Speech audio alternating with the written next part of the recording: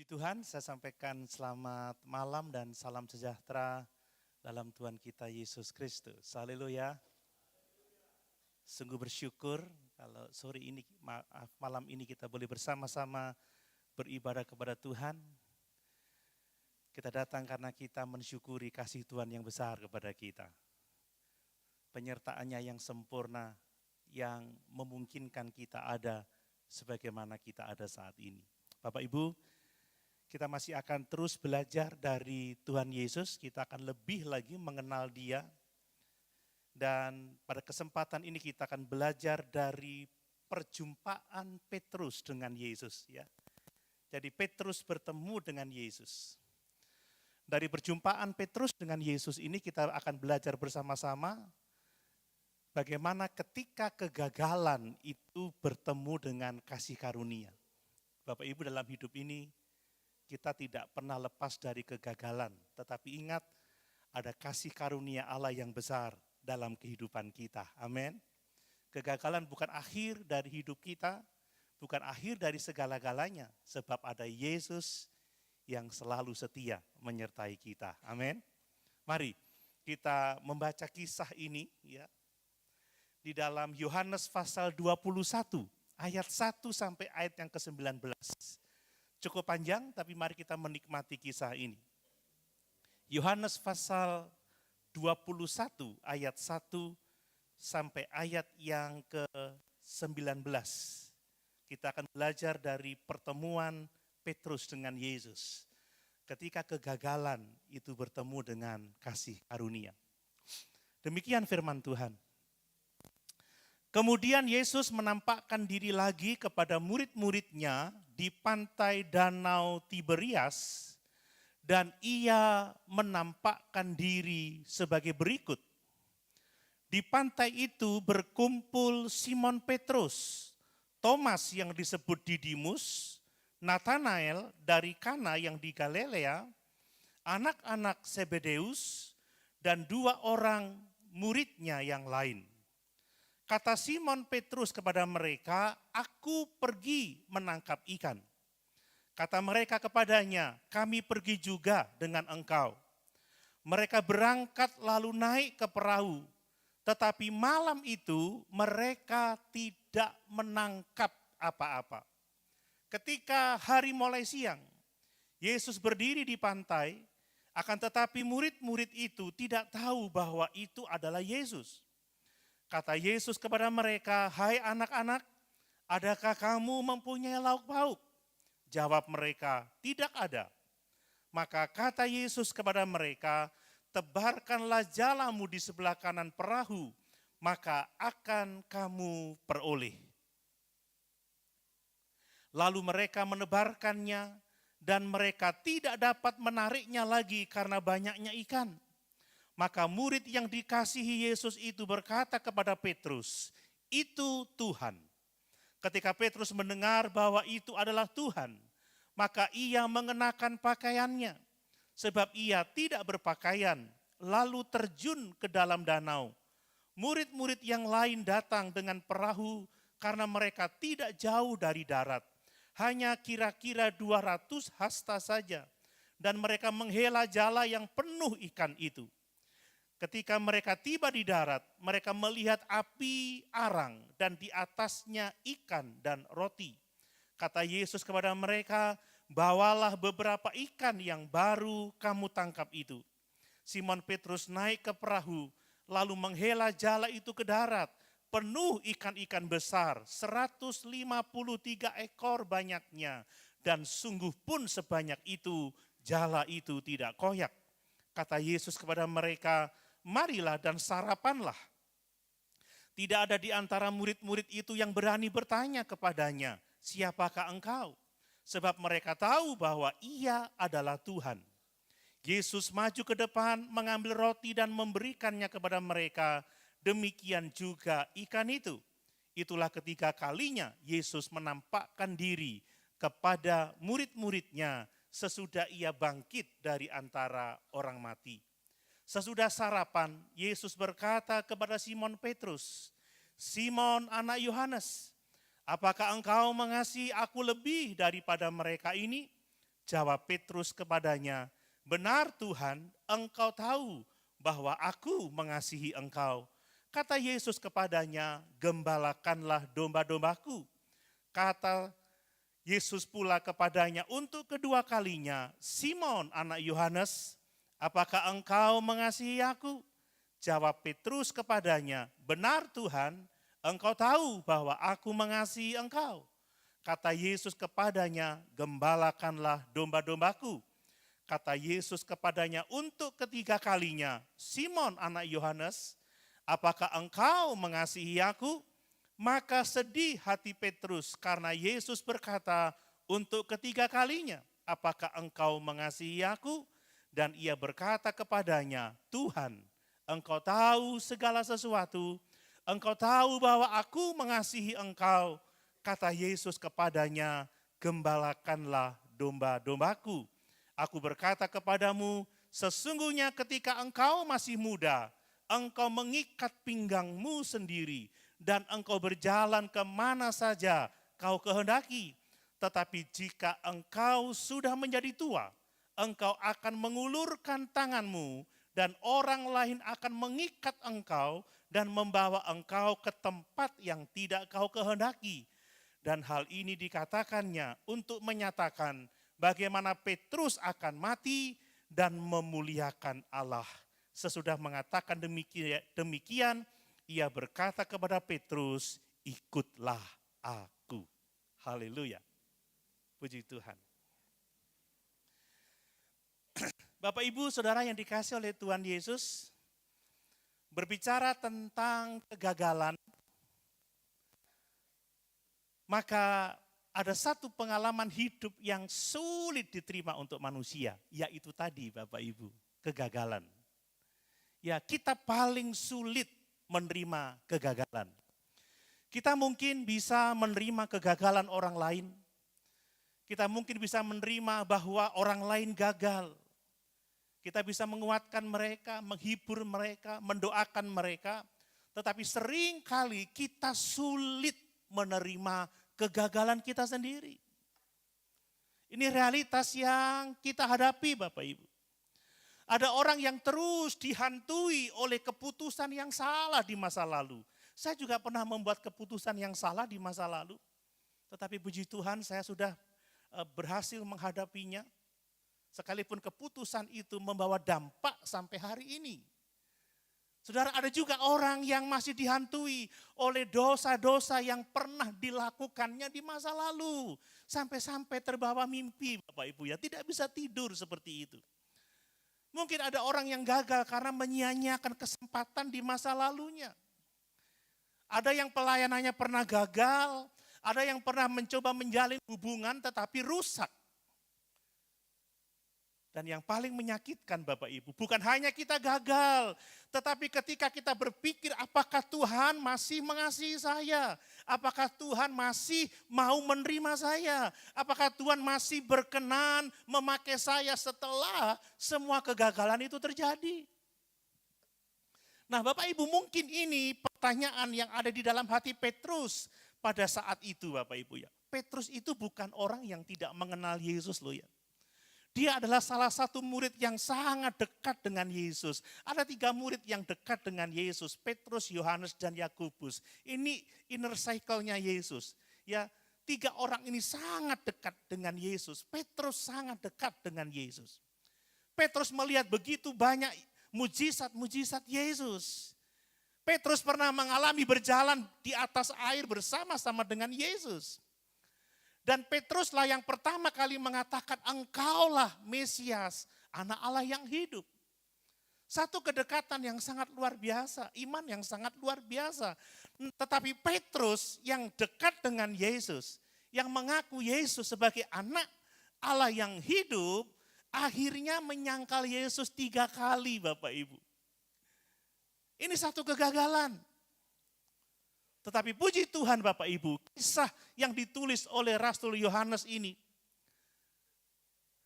tidak berhenti pada kegagalan Petrus, tetapi berhenti pada pemulihannya. Amin Bapak Ibu. Ini hal yang sangat luar biasa. Setelah kebangkitannya, Yesus datang mencari Petrus. Setelah kebangkitannya, Yesus memulihkan Petrus dan berkenan memakai Petrus kembali. Karena Kristus bukan hanya datang untuk memanggil orang berdosa, tetapi Kristus juga datang untuk memulihkan orang yang gagal. Amin Bapak Ibu. Betapa besar kasih Allah atas kehidupan kita.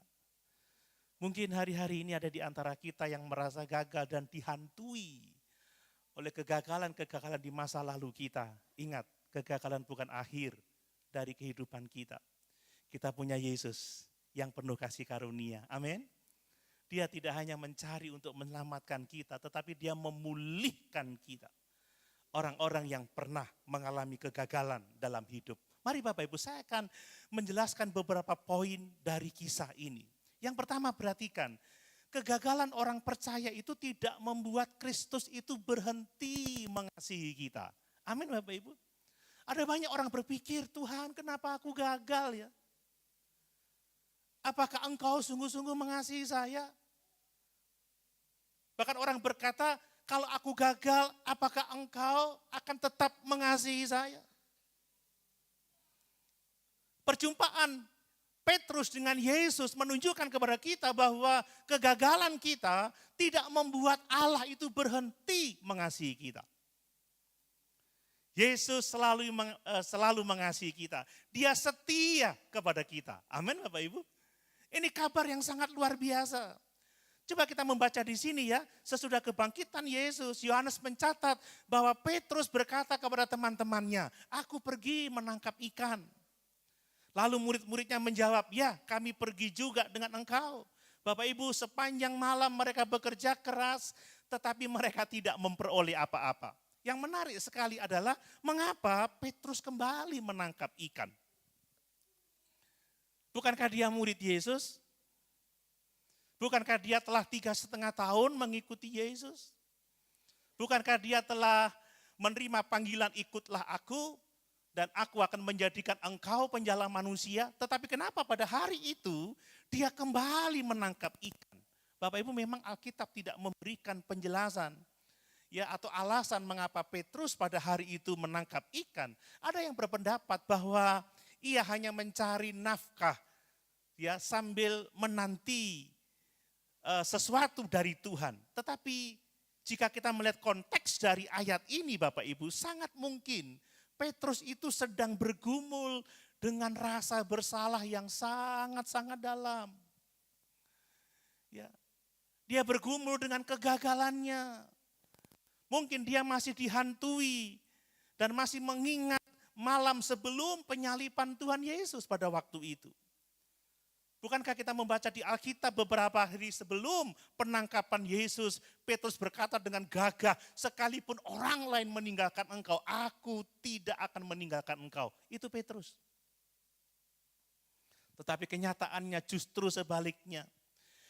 Di halaman rumah imam besar, Petrus menyangkal Yesus. Bukan sekali Bapak Ibu. Petrus menyangkal Yesus sebanyak 3 kali, lalu ayam berkokok. Bapak Ibu, dalam Injil Lukas dicatat ketika ayam berkokok, maka Yesus menoleh dan melihat Petrus. Saya yakin pandangan Yesus itu terus menghantui Petrus Bapak Ibu ya. Mungkin Petrus berpikir, oh Tuhan aku sudah gagal. Aku tidak layak lagi disebut sebagai murid-Mu. Karena itulah dia kembali ke perahunya. Karena itulah dia kembali menangkap ikan. Karena itulah dia kembali kepada pekerjaan yang sebelumnya. Sebelum dia dipanggil oleh Tuhan Yesus untuk menjadi murid dan menjadi penjala manusia. Bapak Ibu, bukankah sering kali kita mengalami seperti apa yang dialami oleh Petrus? Ya, walaupun jemaat bukan pendeta seperti saya, bukan pelayan Tuhan seperti para pengerja atau orang lain, tetapi setiap kita pernah mengalami kegagalan. Amin Bapak Ibu. Setiap kita pernah mengalami kegagalan. Ada yang gagal dalam rumah tangga. Ya, memiliki harapan untuk membangun rumah tangga yang damai. Tetapi apa yang terjadi sebaliknya, ada pertengkaran, ada konflik setiap hari dalam rumah tangga. Ada orang tua yang gagal mendidik anak-anak mereka. Anak-anak yang dibesarkan dalam kasih justru memilih jalan hidup yang menyakiti hati orang tuanya. Ada kegagalan di dalam usaha Bapak Ibu ya. Ada kegagalan di dalam pekerjaan. Sudah bekerja dengan jujur, bekerja dengan giat, tetapi kehilangan pekerjaan juga. Ada mahasiswa yang gagal menyelesaikan studinya tepat waktu, bahkan ada yang DO Bapak Ibu ya. Banyak orang menghadapi kegagalan. Ada yang gagal menjaga kesehatannya. Ada yang gagal secara rohani. Dulunya dia rajin berdoa. Dulunya dia rajin membaca Alkitab. Dulunya dia setia melayani. Namun perlahan-lahan dia mulai meninggalkan Tuhan. Tidak lagi bergereja. Tidak lagi membaca Alkitab. Kasihnya menjadi dingin kepada Tuhan. Sebagian orang ada yang menyimpan dosa terus menerus dalam hati mereka. Tidak segera membereskannya. Bapak Ibu, kegagalan-kegagalan yang seperti itu sering kali membuat orang menarik diri. Mereka menjauh dari persekutuan dengan sesama orang percaya. Mereka menjauh dari persekutuan dengan Tuhan.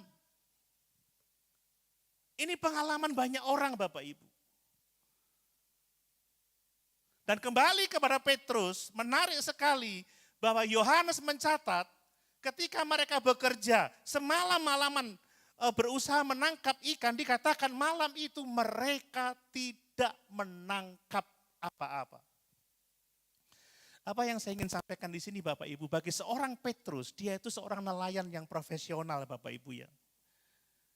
Maka tidak menangkap ikan sama sekali, itu bukan hal yang biasa. Tidak mungkin dia tidak mempertimbangkan saat dia memutuskan untuk menangkap ikan. Tidak mungkin. Sepanjang malam bekerja tanpa hasil, itu aneh bagi Petrus. Ya seolah-olah Yohanes ingin menunjukkan bahwa ketika manusia kembali kepada kehidupan lamanya, ketika manusia kembali mengandalkan dirinya sendiri, hasil akhirnya adalah nol besar. Amin Bapak Ibu. Amin. Tanpa Tuhan kita tidak bisa berbuat apa-apa. Ada berapa banyak orang yang hari-hari ini mengalami hal yang serupa. Mereka bekerja semakin giat, jam kerjanya ditambah, usahanya diperbesar. Tetapi damai sejahtera hilang dari dalam hidupnya.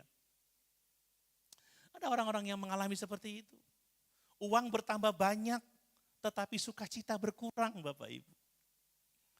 Ya, tidak menangkap apa-apa.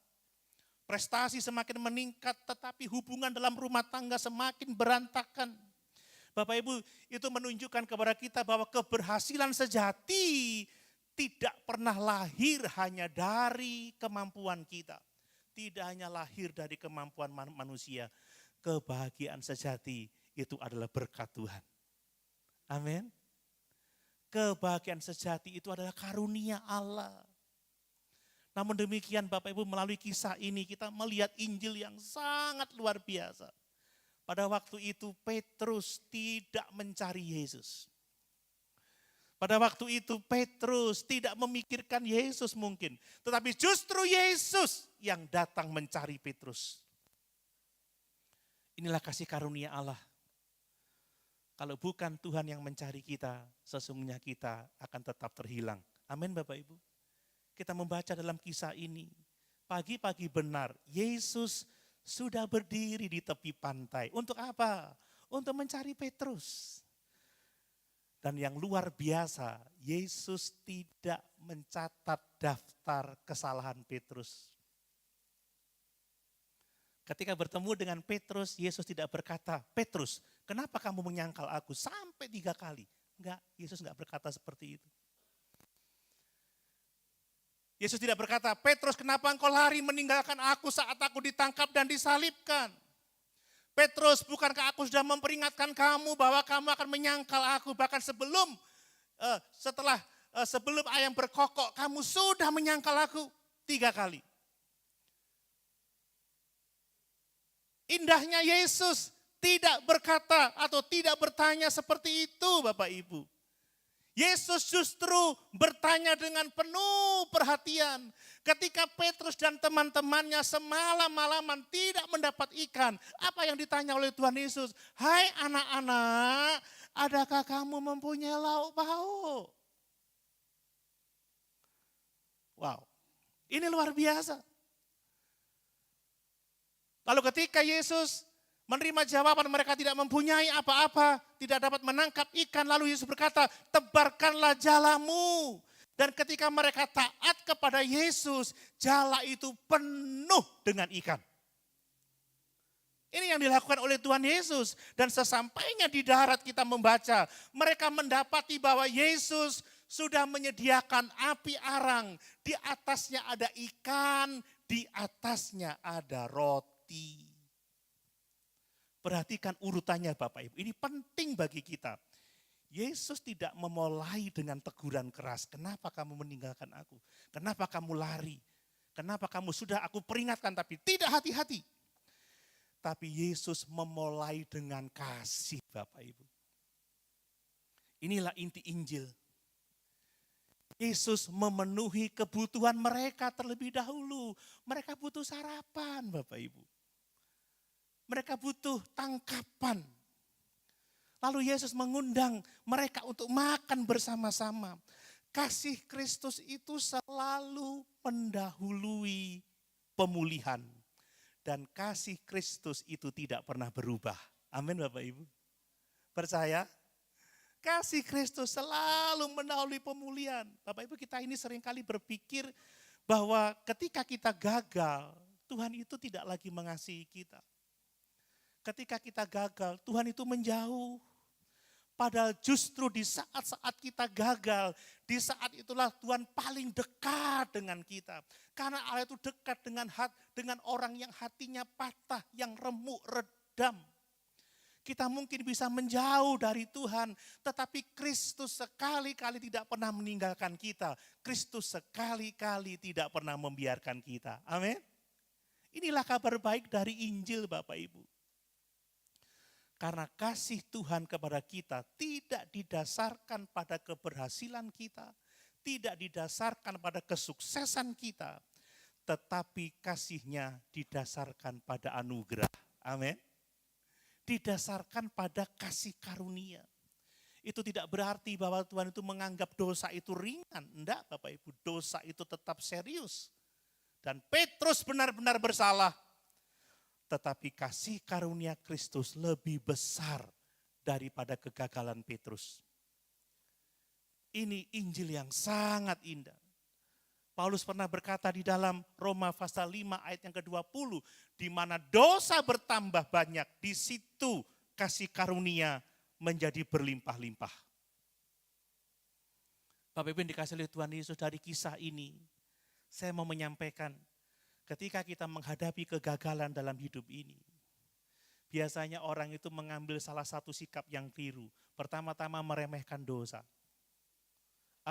Semua orang juga berdosa.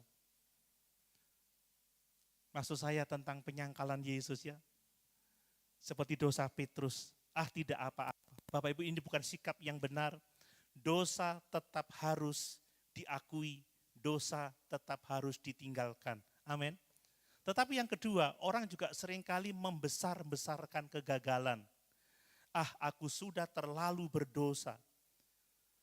Tuhan pasti tidak mau menerima aku lagi. Hidup saya sudah hancur, hidup saya sudah selesai. Ini pun bukan sikap yang benar Bapak Ibu. Kegagalan itu memang ada. Akibat dosa itu juga nyata. Tetapi kasih karunia Kristus itu lebih besar daripada kegagalan kita. Amin. Kasih karunia Kristus lebih besar daripada kesalahan kita, daripada dosa-dosa kita. Karena itu Bapak Ibu, ketika kita mengalami kegagalan, ketika kita jatuh, jangan menjauh dari Tuhan.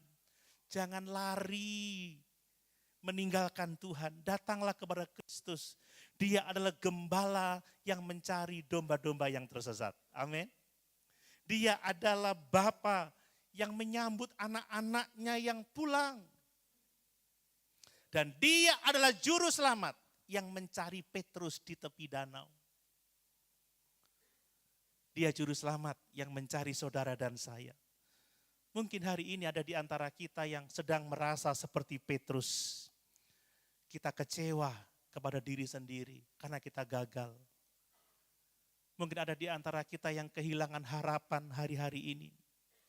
Atau mungkin merasa tidak layak lagi.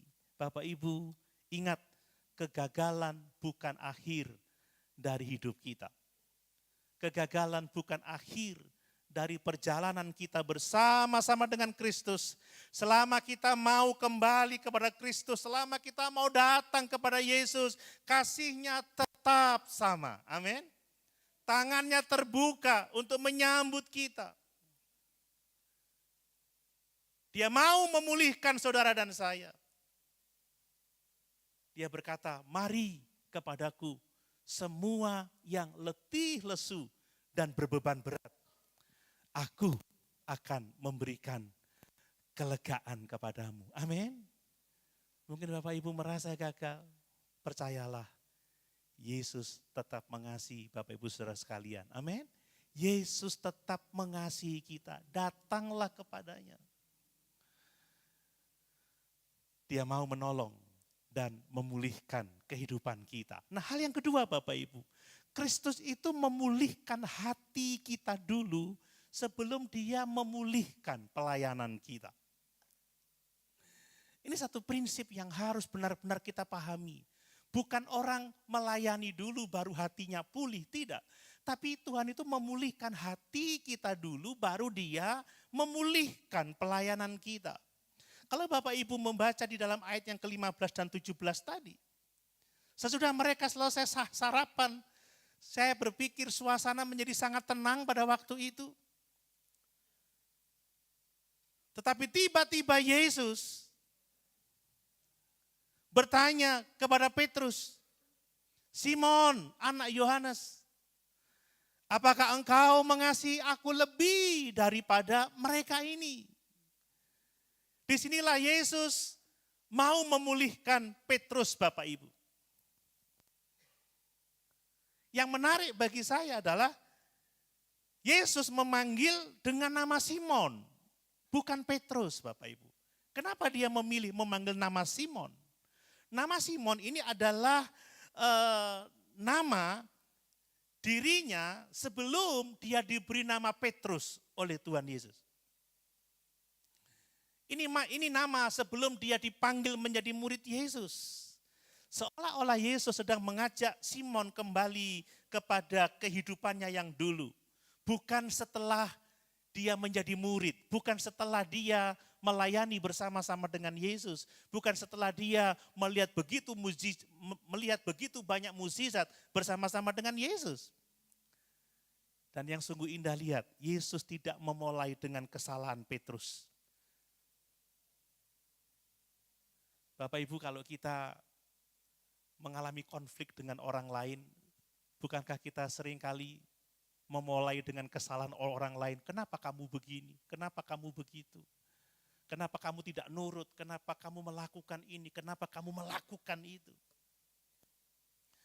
Tapi tidak dengan Tuhan Yesus, Bapak Ibu ya.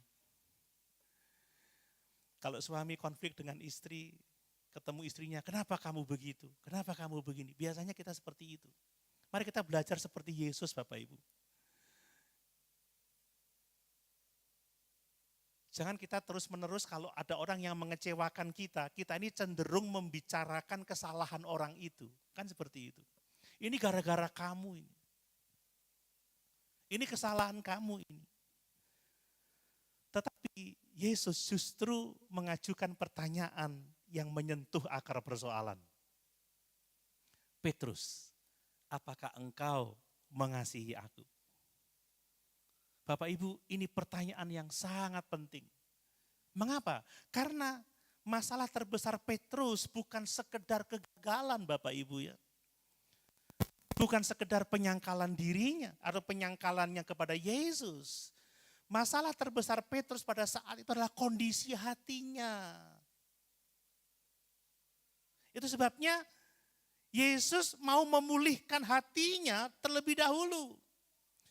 Karena jika hati kita belum dipulihkan, maka hidup kita tidak akan pernah mengalami pemulihan.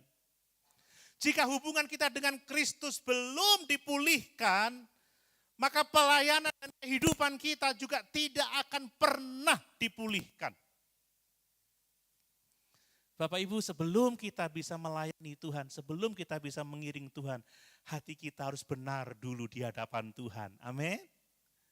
Ini pelajaran yang sangat penting. Lalu pertanyaannya lagi, mengapa sampai 3 kali ya? Kenapa diulang 3 kali? Bapak Ibu, bukan karena Yesus tidak mendengar jawaban Petrus, tetapi karena Petrus itu menyangkal 3 kali. Bayangkan di sekitar api arang yang dibuat oleh Tuhan Yesus. Yesus bertanya, apakah engkau mengasihi aku sebanyak 3 kali? Sebab sebelumnya Petrus juga di dekat perapian untuk menghangatkan diri. Petrus menyangkal Yesus, aku tidak kenal dia, aku tidak tahu siapa Yesus.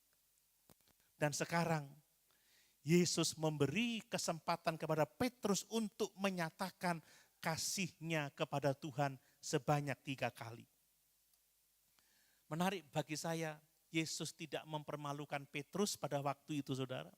Tidak mempermalukan Petrus di depan murid-muridnya. Ia tidak mengungkit masa lalu dan menjatuhkan Petrus, tetapi ia membawa Petrus untuk menghadapi masa lalunya agar dia dapat dipulihkan. Bapak Ibu, ada perbedaan besar antara tuduhan dan pemulihan. Iblis itu mengingatkan dosa-dosa kita untuk menghancurkan kehidupan kita.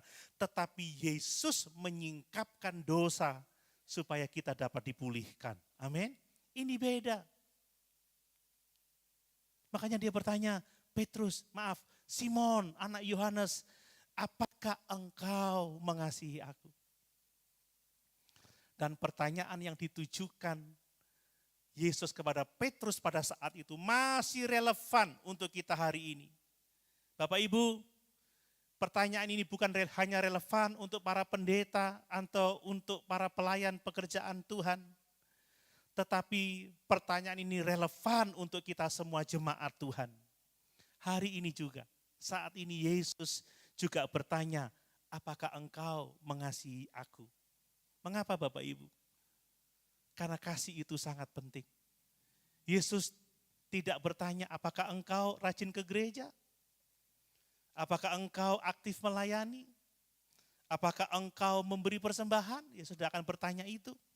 Semuanya itu penting Bapak Ibu, kita harus aktif ke gereja, aktif melayani, ya, memberi persembahan untuk pekerjaan Tuhan, semuanya itu penting. Tetapi semuanya itu bisa dilakukan tanpa kasih. Ada banyak orang yang melayani tanpa kasih.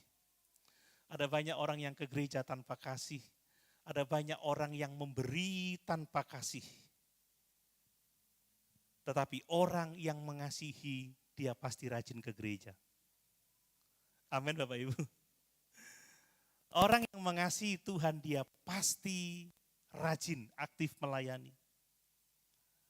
Orang yang mengasihi Tuhan, dia pasti mempersembahkan hidupnya kepada Tuhan. Ingat Bapak Ibu, Yesus melihat hati. Ini yang harus kita pahami. Bahaya kehidupan kekristenan sekarang adalah bahwa kekristenan hanya sekedar menjadi rutinitas saja. Ibadah menjadi kebiasaan, ya, menyanyi menjadi sekedar menyanyi. Doa sekedar menjadi formalitas. Ya, membaca Alkitab sekedar rutinitas setiap hari, rasanya kalau membaca Alkitab kayaknya aneh, kalau tidak membaca Alkitab rasanya aneh gitu. Tapi enggak ada kasih, enggak ada dorongan, kerinduan untuk mengenal Tuhan. Seringkali pelayanan menjadi rutinitas. Bayangkan saya 1 minggu bisa khotbah 4 sampai 5 kali, saudara. Kalau saya enggak menjaga hati, itu bisa menjadi rutinitas. Setiap pagi saya harus menyiapkan renungan, saya harus membuat video dan lain sebagainya. Saya harus mengajar, melayani pendeta-pendeta se-Jawa Timur, saudara. Kenapa Yesus mengatakan, apakah engkau mengasihi aku? Karena hanya orang yang mengasihi dia yang akan sungguh-sungguh melayani dia. Amin Bapak Ibu. Tanpa kasih, orang lain mungkin bisa melihat kita orang yang setia, orang yang rajin, orang yang aktif. Tetapi Tuhan melihat apakah kita setia karena kita mengasihi Tuhan. Apakah kita rajin karena kita mengasihi Tuhan. Apakah kita memberi karena kita mengasihi Tuhan. Bapak Ibu, pertanyaan ini sangat relevan bagi kita. Malam hari ini, apakah Bapak Ibu Saudara datang ke gereja karena mengasihi Tuhan? Yang amin cuma 10%. Nah Ibu Gembala, amin.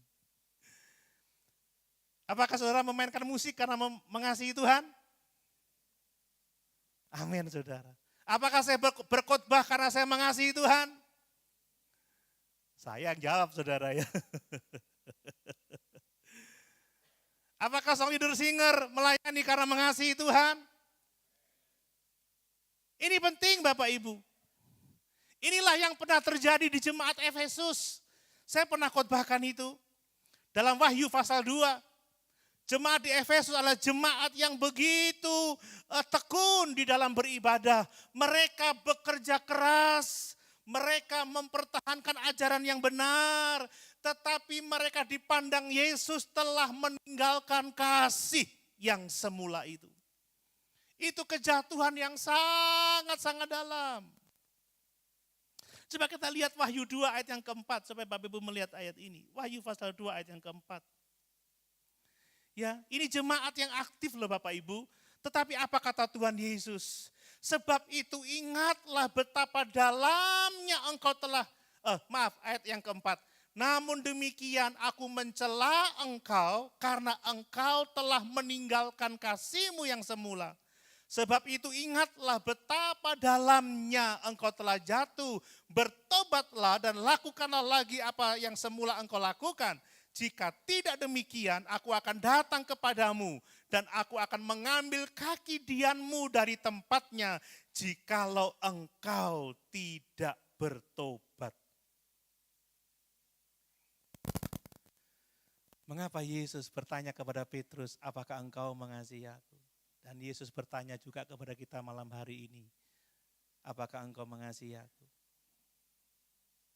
Karena kita bisa melayani tanpa kasih, kita bisa memberi tanpa kasih, kita bisa aktif tanpa kasih. Tetapi orang yang mengasihi Tuhan, dia pasti melayani, dia pasti memberi, dan dia pasti akan setia beribadah kepada Tuhan. Amin Bapak Ibu. Lihat, dan pada akhirnya Bapak Ibu, kasih kepada Kristus itu mengubah seluruh kehidupan Petrus. Kalau kita sungguh-sungguh mengasihi Tuhan, kasih itulah yang akan mengubah kehidupan kita.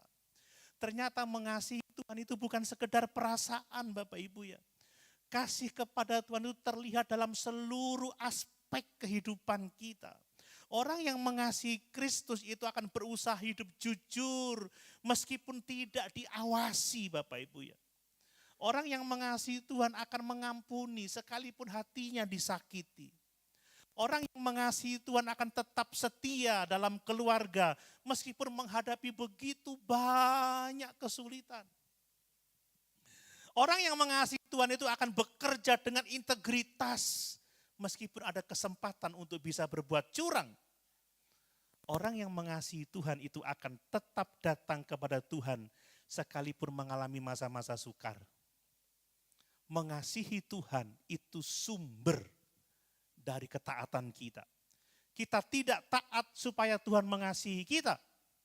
Kita taat karena terlebih dahulu kita dikasihi oleh Tuhan. Amin Bapak Ibu. Lihat, pemulihan itu terjadi dimulai dari hubungan. Bukan dari tugas pelayanan. Ya, kita tidak bisa memulai dari pelayanan dulu baru mengasihi. Tidak, mengasihi dulu baru melayani. Dan setelah Petrus menjawab, aku mengasihi engkau. Aku mengasihi engkau. Dan dia menjawab lagi, aku mengasihi engkau. Lalu apa kata Tuhan Yesus? Gembalakanlah dombaku. Saudara lihat urutannya, bukan bekerja dulu, baru Yesus menerima Petrus, bukan. tetapi kasihilah aku, lalu hiduplah sesuai dengan panggilanku. Orang yang mengasihi Tuhan akan memenuhi panggilannya. Bapak Ibu, ini menunjukkan bahwa pelayanan itu adalah buah dari hubungan yang benar dengan Tuhan. Pelayanan adalah buah dari kita mengasihi Tuhan, bukan pengganti hubungan dengan Kristus. Ada orang yang merasa dekat dengan Kristus karena melayani. Tidak, saudara, tidak bisa. Kita mengasihi dulu, baru kita melayani.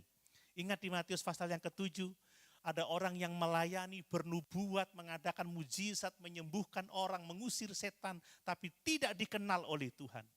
Hubungan yang benar itu adalah dasar dari pelayanan kepada Tuhan. Amin. Bapak Ibu, prinsip ini tidak hanya berlaku bagi para pendeta, tetapi ini berlaku bagi seluruh jemaat Tuhan. Saya mau mengatakan seorang ayah akan menjadi ayah yang baik jika ia sungguh-sungguh mengasihi Tuhan. Loh, mana amennya? Amin. Saudara, kalau seorang ayah mengasihi Kristus, dia pasti akan mengasihi anak-anaknya. Dia akan menjadi ayah yang baik. Seorang suami yang mengasihi Tuhan akan menjadi suami yang mengasihi istrinya. Seorang ibu yang mengasihi Tuhan akan menjadi ibu yang baik bagi anak-anaknya. Seorang istri yang mengasihi Yesus akan menjadi istri yang baik bagi suaminya. Seorang pegawai yang mengasihi Tuhan akan bekerja dengan sungguh-sungguh.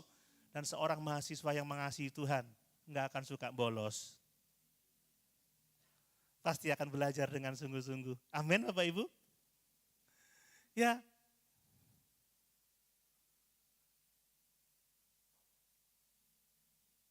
Seorang siswa yang mengasihi Tuhan, dia tidak akan nakal, dia akan belajar. Hubungan dengan Kristus itu mempengaruhi seluruh aspek hidup kita. Saudara, kalau kita sungguh-sungguh mengasihi Tuhan, hidup kita pasti berubah. Amin. Seperti Petrus. Petrus hidupnya diubahkan, Bapak Ibu. Ya, jangan sampai kita berpikir bahwa Tuhan itu yang terutama menanyakan hasil atau keberhasilan kita, berapa banyak yang sudah kita capai dalam hidup ini, berapa banyak yang sudah kita kerjakan, seberapa sukses usaha kita, seberapa sukses pekerjaan kita, seberapa sukses pelayanan kita, seberapa terkenalnya kita, betapa viralnya kita. Tidak. Yang Tuhan ingin tahu dari kehidupan kita adalah apakah kita sungguh-sungguh mengasihi Dia. Amin. Amin. Itu yang paling penting bagi Tuhan. Apakah kita sungguh-sungguh mengasihi Dia? Dan kalau jawabannya ya, aku mengasihi Engkau Tuhan, maka hubungan kita dengan Kristus akan diperbarui. Dan dari hubungan yang benar itulah lahirlah ketaatan, lahirlah ibadah, lahirlah pelayanan. Dan kita akan menjalani hidup kita dengan penuh integritas. Amin. Hal yang ketiga, Bapak Ibu, Kristus itu memberi masa depan baru bagi orang-orang yang dipulihkan. Nah, ini luar biasa. Tadi kita sudah membaca, ya, setiap Petrus mengatakan aku mengasihi engkau, Yesus menjawab dengan perkataan, gembalakanlah domba-dombaku. Gembalakanlah domba-dombaku, gembalakanlah domba-dombaku. Ya, perhatikan apa yang tidak dilakukan Yesus. Yesus tidak berkata, Petrus, aku mengampunimu, tapi mulai sekarang kamu tidak boleh lagi kerja. Enggak seperti itu. Petrus, engkau sudah pernah gagal, aku tidak bisa mempercayai kamu lagi. Yesus tidak berkata seperti itu. Sebaliknya justru Yesus mengembalikan tanggung jawab itu kepada Petrus. Yesus memulihkan pelayanan Petrus. Inilah indahnya kasih karunia, Bapak Ibu, ya. Kristus tidak hanya mengampuni masa lalu Petrus, kegagalan Petrus, tetapi Yesus membuka masa depan bagi Petrus. Bapak Ibu, pengampunan Tuhan itu selalu menghasilkan pemulihan. Amin. Ini berkat yang sangat besar. Seringkali kita ini dapat mengampuni tetapi sulit untuk mempercayai kembali. Kan manusia kan mengajar gitu, ya udah ampuni tapi jangan percaya lagi. Itu manusia. Ampuni tapi ya sudah, stop sampai di sini. Aku mengampuni kamu tapi tidak perlu datang lagi kepadaku. Itu manusia. Aku memaafkan kamu tapi sudah, kita tidak bisa jalan bersama-sama lagi. Tidak dengan Yesus Bapak Ibu.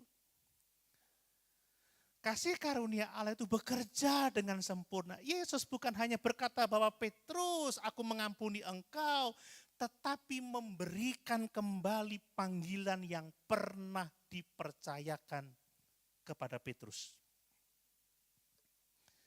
Nah, Bapak Ibu, kenapa itu dilakukan Yesus? Karena tujuan pengampunan Allah bukan hanya menghapus rasa bersalah, bukan hanya menyelesaikan masa lalu, tetapi supaya manusia kembali hidup sesuai dengan maksud Allah.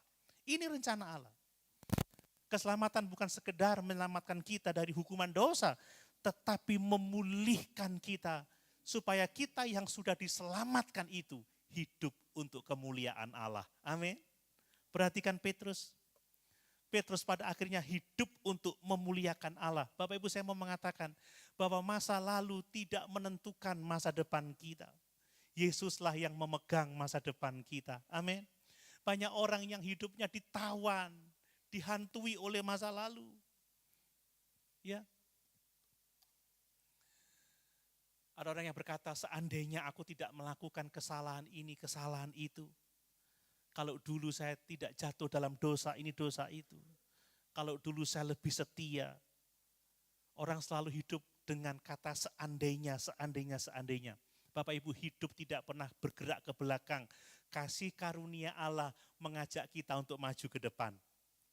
Petrus tidak mungkin menghapus malam ketika ia menyangkal Yesus. Tidak mungkin Bapak Ibu.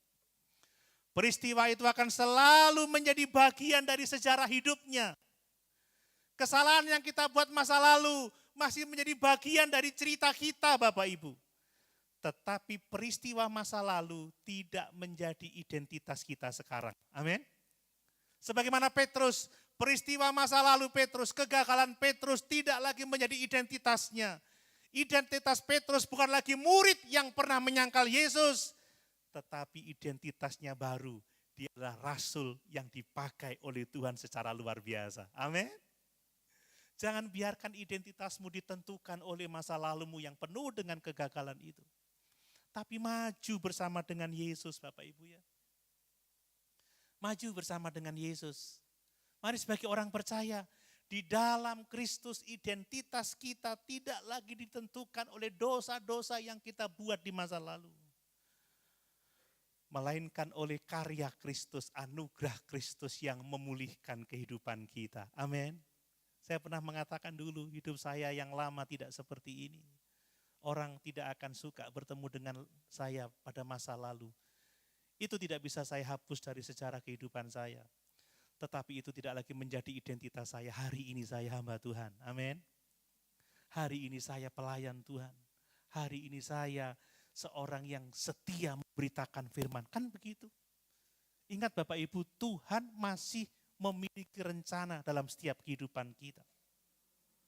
Saudara ingat tokoh-tokoh Alkitab, Musa pernah membunuh orang Mesir. Itu satu kegagalan. Tetapi Musa dipakai Tuhan dengan luar biasa. Daud pernah jatuh dalam dosa dengan Batseba. Tetapi Daud tetap dipakai oleh Tuhan secara luar biasa. Yunus pernah melarikan diri dari panggilan Tuhan. Tetapi Tuhan memulihkan Yunus. Markus pernah meninggalkan Paulus dalam perjalanan misinya. Tetapi Markus pada akhirnya menjadi seorang yang sangat dibutuhkan oleh Rasul Paulus. Petrus pernah menyangkal Yesus dan dia menjadi rasul yang dipakai dengan luar biasa. Bapak Ibu, setiap kita punya masa lalu yang tidak sempurna. Amin. Amin. Setiap kita punya masa lalu yang penuh dengan kegagalan. Tetapi ketika Tuhan menolong kita, kita mau kembali, kita mau bertobat kepada Tuhan, Allah tetap berkenan memakai kita. Amin. Allah tetap berkenan menolong kita. Bukan karena kita ini hebat Bapak Ibu. Karena kasih karunia Allah lebih besar daripada kegagalan-kegagalan kita. Dan kasih karunia Allah selalu menghasilkan perubahan. Ya, Petrus sempat gagal. Tetapi setelah dia dipulihkan oleh Tuhan, dia menjadi lebih rendah hati, dia lebih bergantung pada Roh Kudus. Dia berani memberitakan Injil. Dia yang pernah menyangkal Yesus, dia pernah berkata, coba pikir sendiri lebih baik taat kepada manusia atau taat kepada Allah. Dia sempat dipenjara, tetapi dilepaskan lagi oleh Tuhan. Dia dipenjara lagi dan dia akhirnya mengalami kematian martir. Dia siap menderita demi Yesus. Inilah ciri orang-orang yang dipulihkan Bapak Ibu. Bukan hanya statusnya yang berubah, tetapi hidupnya juga berubah. Karakternya juga berubah. Lalu apa artinya bagi kita Bapak Ibu? Apa artinya bagi kita? Mungkin kita tidak dipanggil menjadi rasul seperti Petrus. Mungkin Bapak Ibu tidak dipanggil menjadi pendeta seperti kami-kami yang adalah pendeta. Tetapi Bapak Ibu dipanggil sebagai seorang yang sungguh-sungguh melayani Tuhan. Jadilah seorang suami, seorang ayah yang baik dalam keluarga kita. Jadilah seorang istri, seorang ibu yang baik. Seorang pekerja yang baik, seorang pegawai yang baik, yang menjadi berkat bagi orang di sekitarnya. Setiap kita akan dipakai oleh Tuhan. Kalau kita mau sungguh-sungguh datang kepadanya. Amin. Pengalaman masa lalu kita bisa menjadi berkat untuk orang-orang yang ada di sekitar kita. Mari, jangan engkau merasa hidupmu hancur karena masa lalu yang gelap. Firman Tuhan hari ini mengingatkan bahwa selama kita sungguh-sungguh datang kepada Yesus dengan pertobatan, kita memiliki pengharapan baru. Amin. Ada kuasa pemulihan. Masa lalu tidak dapat diubah, tetapi masa depan kita adalah masa depan yang penuh dengan pengharapan. Amin. Dan yang terakhir Bapak Ibu, orang yang mengikut Kristus itu harus setia sampai akhir. Menarik sekali dalam ayat yang ke-18 sampai 19, Yesus berkata kepada Petrus, Petrus ikutlah aku. Ya, saya baca ayat yang ke-19. Dan hal ini dikatakannya untuk menyatakan bagaimana Petrus akan mati dan memuliakan Allah. Sesudah mengatakan demikian, ia berkata kepada Petrus, ikutlah aku. Bapak Ibu, kata ikutlah aku itu adalah panggilan pertama yang diterima oleh Petrus saat dia berjumpa dengan Yesus. Pada waktu dia sedang menjala ikan, pada waktu mereka membersihkan jala, Yesus datang, Petrus ikutlah aku dan aku akan menjadikan kamu penjala manusia. Dan setelah Petrus gagal, Yesus kembali dengan panggilan yang sama. Petrus, kamu ikutlah aku. Kasih karunia Allah membawa Petrus kembali kepada panggilan Tuhan. Bapak Ibu, ini menghasilkan perubahan yang sangat luar biasa. Sebelum salib, Petrus takut mati. Tetapi setelah dipulihkan, Petrus berani menderita bagi Kristus. Mengapa? Karena dia tidak lagi mengandalkan dirinya sendiri, tetapi hidup oleh kasih karunia. Bapak Ibu, Tuhan tidak memanggil orang yang sempurna. Tuhan memanggil orang yang bersedia dibentuk oleh kasih karunia-Nya. Tuhan tidak memilih orang yang terus berhasil, tetapi orang gagal yang mau datang kepadanya dan mau diubahnya. Sekali lagi saya mau katakan, semua orang pernah gagal. Saya pernah gagal, Bapak Ibu Saudara pernah gagal. Pertanyaannya adalah, apakah kita mau dipulihkan oleh Yesus? Mari, Bapak Ibu dikasihi oleh Tuhan Yesus. Dari perjumpaan Petrus dengan Yesus kita belajar banyak hal. Kegagalan kita tidak lebih besar daripada kasih karunia Kristus. Kristus selalu mencari orang-orangnya yang gagal. Tuhan memulihkan hubungan sebelum pelayanan. Hati kita dulu mengasihi Tuhan, baru kita beribadah kepadanya, baru kita melayani Dia, baru kita sungguh-sungguh mengikuti Dia. Dan kasih karunia Allah itu memberikan masa depan yang baru. Amin. Ya, jangan hidupmu dihantui oleh masa lalu. Tapi percayalah dalam masa depan baru. Kegagalan kita di masa lalu bukan akhir cerita. Bagi orang yang sungguh-sungguh datang dan berharap kepada Tuhan. Dan orang yang dipulihkan harus belajar setia sampai akhir. Amin. Mari Bapak Ibu. Apapun yang kita hadapi hari-hari ini, datang kepada Yesus. Tangannya terbuka dan Dia siap memulihkan hidup kita. Amin. Sama-sama kita berdiri.